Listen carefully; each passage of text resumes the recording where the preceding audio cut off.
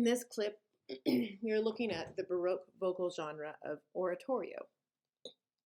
If you haven't already watched the clip on opera, please do so, because that will help you. We're using that as a reference point in this clip. So what is an oratorio? Well, an oratorio sounds just like an opera because it has recitatives and choruses and arias, but it is in the vernacular, as in it's in the local language. So if it were from in Italy, it could be in Italian, but for our purposes, we're looking at English oratorios. Like an opera, it usually has plot and characters, and it is often 3 or more hours long. But unlike an opera, there's no set, no costumes, the singers do not move. It's more like a concert. Often if you go to an oratorio performance, it'll be in a concert hall, and the soloists will just stand and hold their music. They might be in a beautiful dress or a tuxedo, but they don't wear costumes and there's no set. So, and then the other thing is that the subject matter is sacred. And this is part of the reason why the oratorio is not staged and doesn't have costumes. And the reason is because oratorio came into being because after they created opera, they realized opera was for carnival season in Venice, and it was meant for entertainment, and it was the party season, and it was associated with live and let live. And in Venice, most people were Catholic at the time, and right after Carnival is Lent. And during Lent, you're meant to give up things, and you're supposed to contemplate the death of Jesus Christ, and that and often there's some sort of it's a more somber period. And so the Venetians and later the Romans were like, we still want to listen to beautiful music. We like to hear stories, but we need something that'll be appropriate for Lent. And so we can't have the costuming and the staging because that's a little bit too frivolous. But if we change the topic to a sacred topic, to a Bible story, we can still tell a story just like opera, but instead everybody will wear black and be somber and serious, and we'll be listening to Bible stories, but with beautiful music. And so that's where the birth of the oratorio comes into being. Now, nowadays, most oratorios are in English, and especially the oratorios we're going to be looking at, some of the most famous oratorios today are in English, and so we'll look at what those are. Just as a reminder, oratorios have the same Baroque vocal elements that operas do. You have aria, and it's a song where the singer expresses emotion. It's very melodic, it's memorable, it's rhythmically even. Usually it has full orchestra accompaniment. Recitative moves the dialogue forward. It's not very tuneful. Often there's just a basso continuo accompaniment. And a chorus, often oratorios have a lot of choruses in them, especially English oratorios. And so it's a song for a large group of singers. Usually the chorus is commenting on the storyline, and it's not a primary character in the story. So let's look at one of the most famous oratorios of the Baroque period, and that is by George Frederick Handel. He's the most famous composer of English oratorios, and he was born in 1685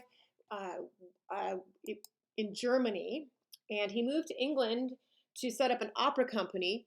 And his opera company, the English didn't seem to like Italian opera, so and there was already an opera company there, so he ended up going bankrupt. But when he went bankrupt, he realized that the English still loved their choirs, and there was space for maybe something sacred.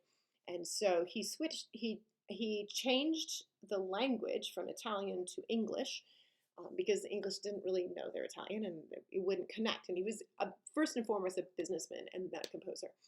And so he started writing English oratorios, sacred plot, characters. He added more choruses because the English like their choirs, and became very successful.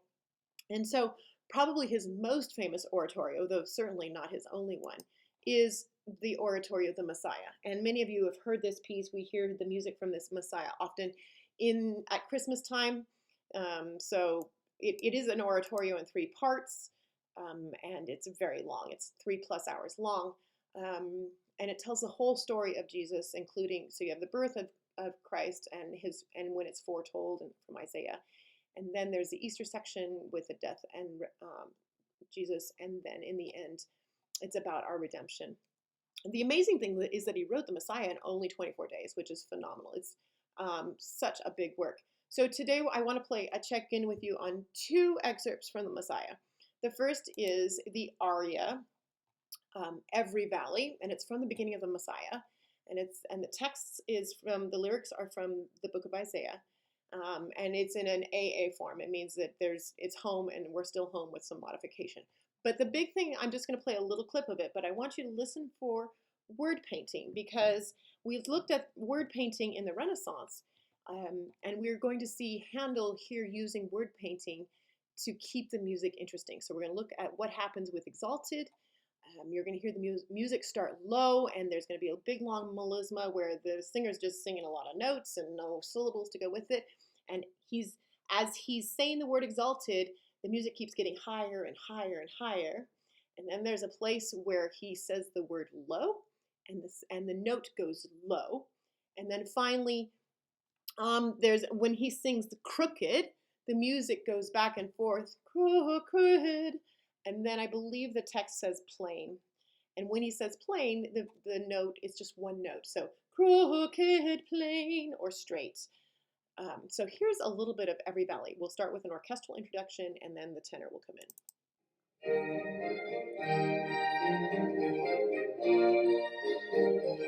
Notice how steady the tempo is. There's full orchestra.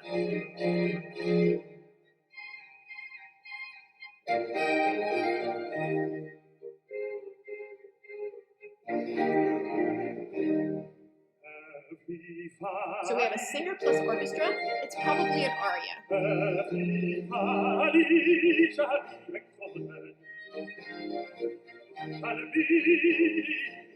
Here's the exalted. Listen. Higher, higher, higher. Exalted means to lift up.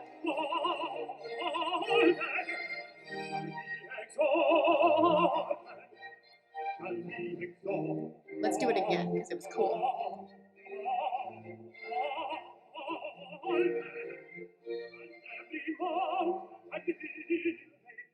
Low, he went low. Mountain was high.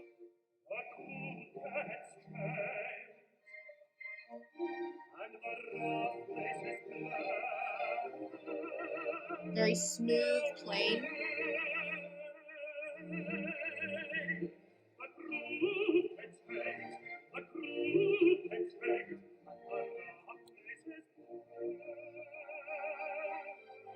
And you just got a smooth, long line. It's like, oh, it's so easy. There's nothing hard here.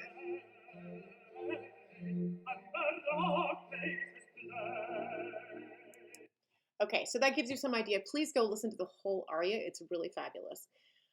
All right, so, and this is probably the most famous piece from the Messiah, and that is the Hallelujah chorus.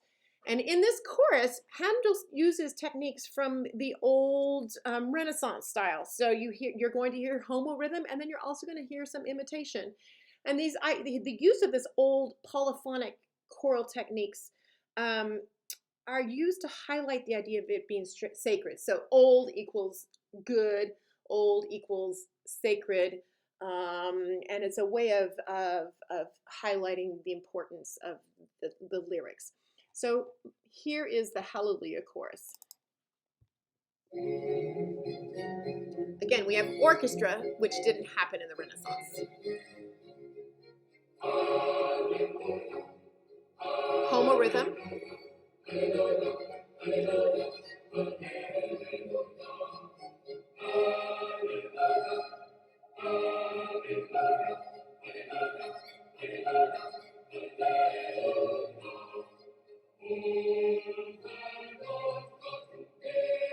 Everybody in unison.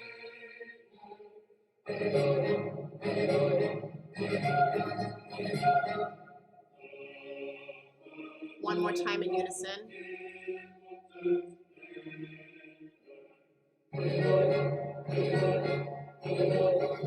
Okay, now we're going to use imitation and polyphony.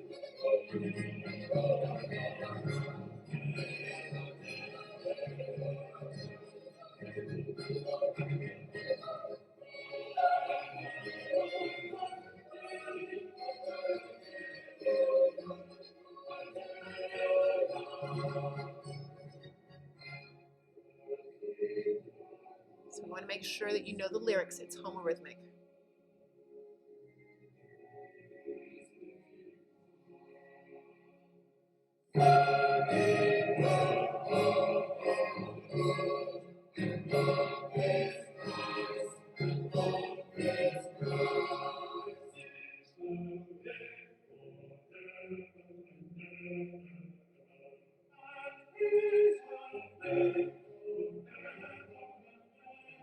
And now we're imitating all through the voices.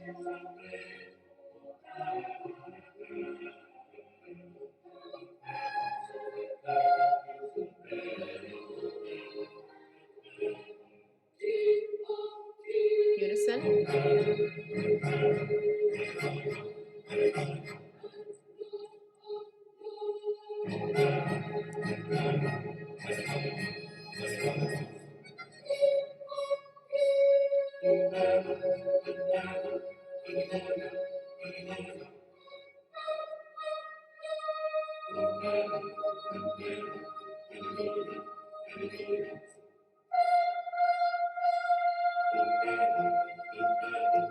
By raising the sound, by using sequence and going higher and higher and higher, he makes this sense of, oh, are we going to keep going in circles? When are we going to get home to this sense of statement?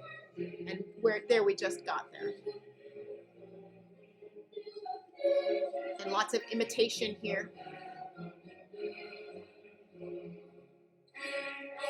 But we want to make sure you know those words. King of Kings.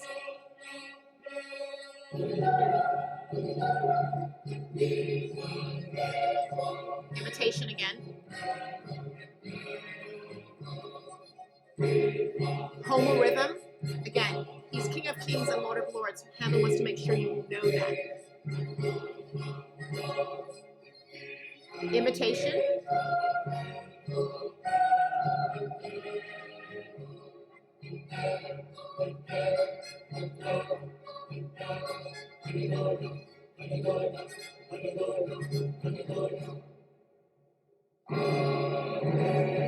And back to homorhythm.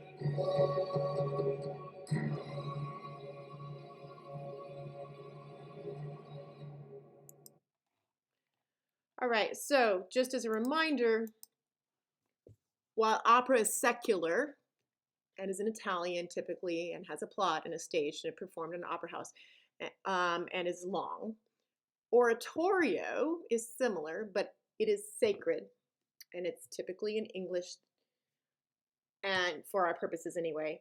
It still has a plot, but it is not staged, and it can be performed in a concert hall or church, but it's not meant for a church service. It's too long. So usually it's, up to 3 hours long or so. So a comparison of opera and oratorio, and hopefully you have a better understanding of what those two are.